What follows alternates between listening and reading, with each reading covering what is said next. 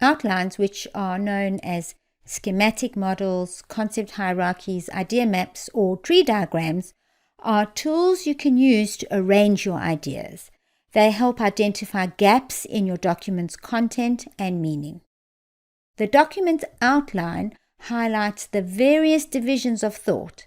Its outline shows the major ideas or headings and their flow, and arranges the minor ideas or subheadings to support the major ideas. The outcome is groupings of potential headings and subheadings. The format that you choose to use should make it easier for your readers to see your line of thought by making the horizontal and vertical relationships between the groupings clear. When formatting your outline, there are a few things you should remember.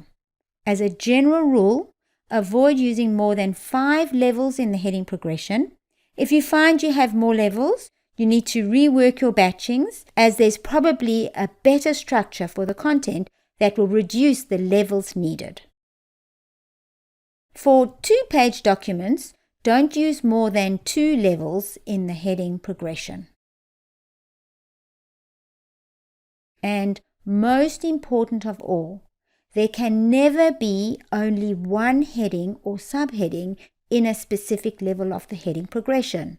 So you can't have a 2.1 without at least a 2.2.